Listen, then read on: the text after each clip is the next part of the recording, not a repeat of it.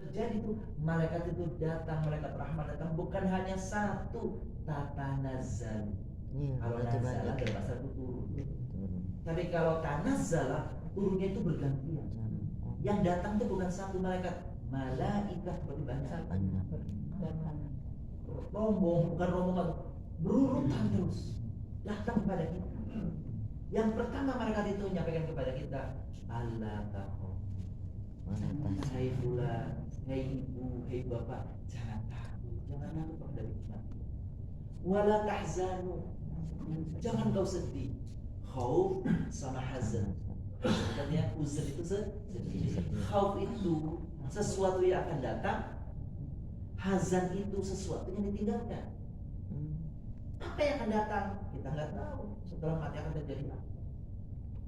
Apa yang disedihkan? Yang disedihkan yang kita tinggalkan, anak, cucu. Kalau suami, istri. Kalau istri, suami. Yang ditinggalkan? Sedih meskipun cuma 3 hari. Ketemu sehari. Ya, gitu ya. Maka namanya ada hari berkabung bagi wanita, itu namanya iddah. Berapa hari iddahnya kalau orang meninggal? 40 bulan 10 hari. 3 bulan 4 bulan sehari. 30 hari itu iddahnya orang kawin.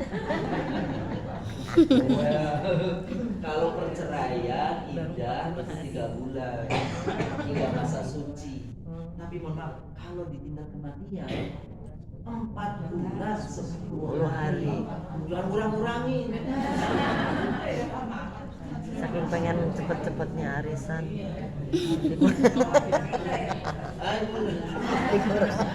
Lagi-lagi meskipun gak ada Ini iddahnya sibuk kalau mau gitu arisan. loh. Boleh nggak ya Bu? Andi boleh nggak ya? Jadi Ngaji.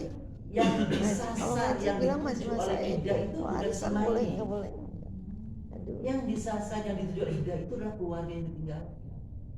Jadi perempuan, maaf ibu-ibu, iddah 4 bulan 10 hari. Maksudnya menjaga perasaannya keluarga si laki-laki. Begitu maksudnya, menjaga itu. Maka tidak perlu apa yang mereka ada yang ini ya, apa yang pada meninggal tanya, Ustaz, kalau saya masa iddah apa yang tidak boleh saya lakukan? Prinsipnya ada 3 yang tidak dilakukan. Pertama, tidak boleh menikah.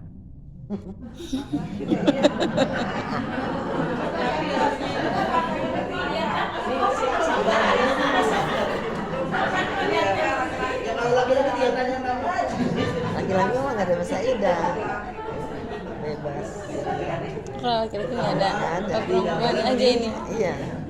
Makanya bilang, Bapak gak boleh menikah kecuali sudah melangkahi kuburan saya. Kuburan dilangkahin. Besok kan kuburin nikah. dia langkahin. Katanya tunggu kering. Tunggu kering. Kering. Hair dryer susu keringin.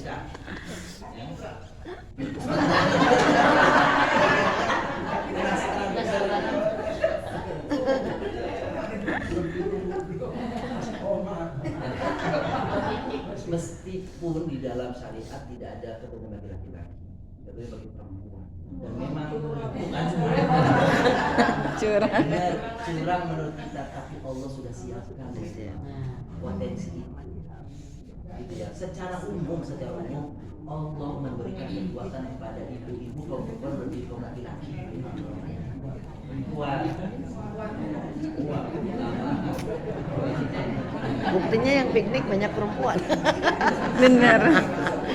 Mana perempuan nih? Nanti nggak selesai.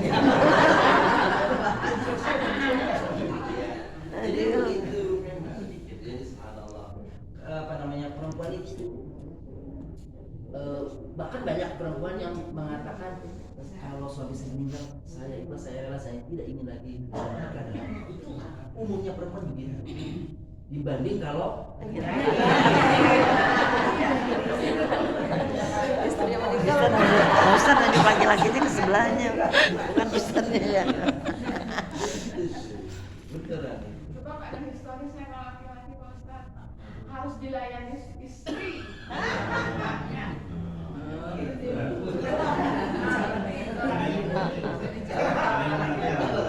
Maksud mewakilkan Pak Mirza, sudah ada yang mewakilkan. Ya Bu ya. Kita lanjutkan.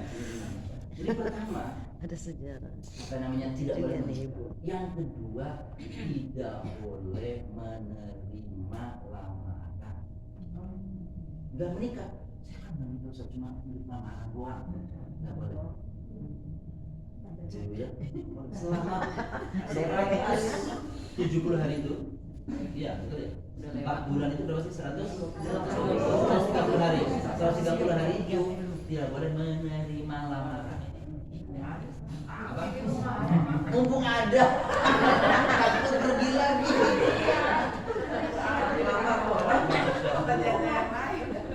Kalau gitu gimana?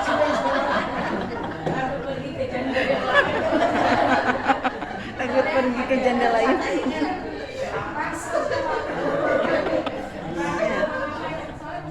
Gimana kalau Saingannya banyak. ini kelihatannya nih banyak yang pengalaman. Ustaz bukan pengalaman, soalnya yang pada nanya itu suratnya belum ngalamin Ustaz. Bagaimana kalau Gimana malam kalau nanti? ditulis aja di depan rumah? Oh ya. Aku akan menunggu sebentar. Maka yang ketiga nih, tidak boleh menjanjikan untuk menerima lamaran. Menjanjikan juga nggak boleh.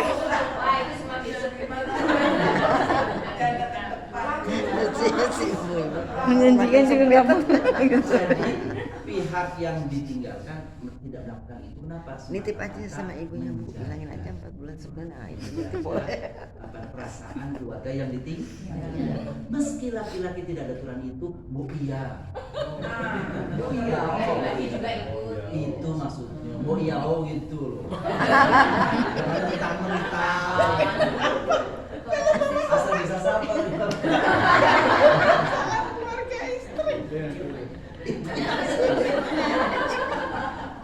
Gitu. Kita kembali lagi. Jadi namanya pertama tatanya selalu ala malik. Allah takhafu wa la tahzan. Sebagian kita ketawa pas bagian sakaratul maut tadi sih. Takut kemudian malaikat yang menjelang kedatangan kematian seorang itu dia datang dan membawa gambaran surga yang akan ditempati.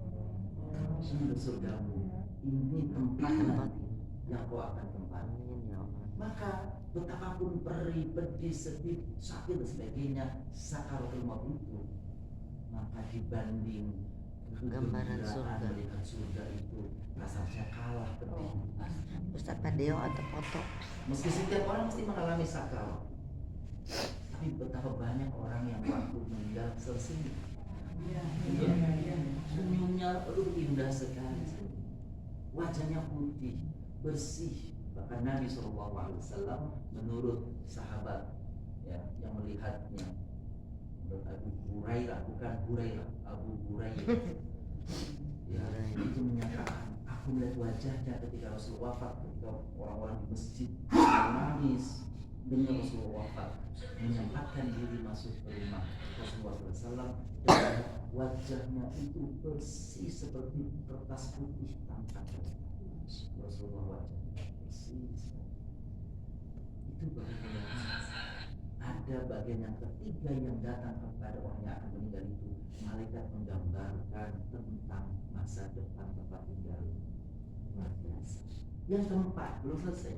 Yang keempat, aku balik dulu. Yang keempat, Terus aja Ustaz, kita jangan kadang-kadang yang mau meninggal ini selalu bertanya, kenapa belum saya meninggal?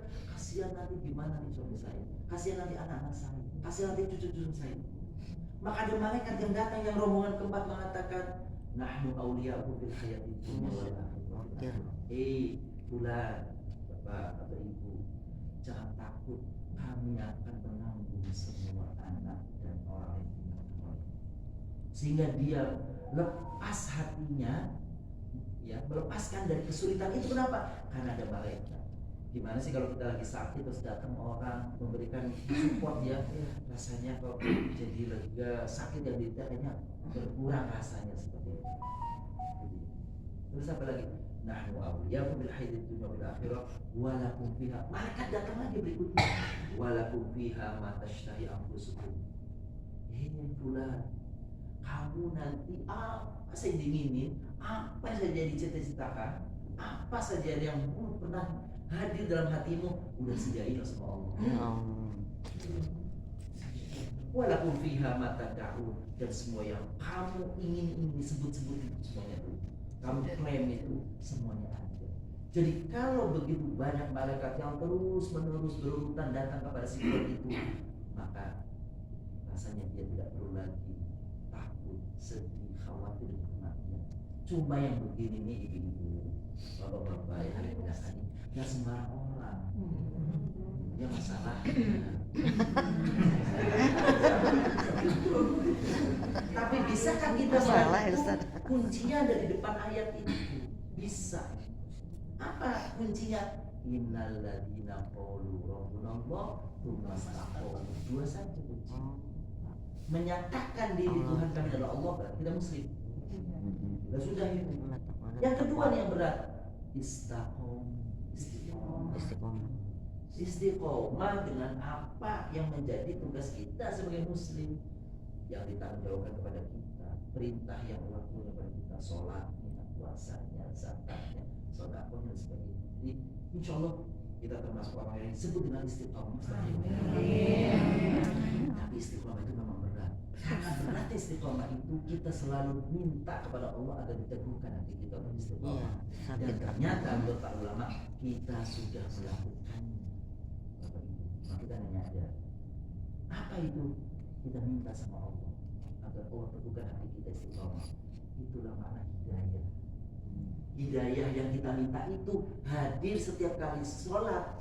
Ihdinas Siratal mustaqim. Siratal mustaqim itu istiqamah di dalam agama kita. Jadi 17 minimal, 17 kali dalam sehari semalam minimal. Betul? 27 kali ditambah rawatib, 30 sekian kali ditambah dengan tahajud, tambah lagi duha, tambah lagi ini. Itu kita minta. Maka Bapak Ibu katakan ketika kita mengatakan iyyaka na'budu wa iyyaka nasta'in, itu kalau bisa hadirkan kekhusyuan dalam hati. Allah Subhanahu wa taala di dalam hadis qudsi mengatakan qasamtu baini wa baina 'abdi. Aku sudah bagi dalam Al-Fatihah ini menjadi dua bagian untukku dan untuk hambaku. Ketika kita mengatakan alhamdulillahirabbil alamin, Allah mengatakan ini hambaku sedang memuji aku. Ar-Rahmanir Rahim, tidak sedang menyanjung aku. Maliki yaumiddin, dia sedang mengagung-agungkan aku. Iyyaka na'budu wa iyyaka nasta'in, dia meminta nih, aku akan dengarkan apa yang dia minta. Kalau begitu, walai abdi masal, untuk hambaku aku akan dengar apa yang saya mintakan. Maka Bapak Ibu yang mengatakan, kalau kita sudah mengatakan iyyaka na'budu wa iyyaka nasta'in, boleh dulu dalam hati kita hadirkan setiap permohonan yang menjadi hajat kita, apapun hajat dunia kita, minta sehat, minta rezeki, minta berkah, minta supaya anak kita saleh, hadirkan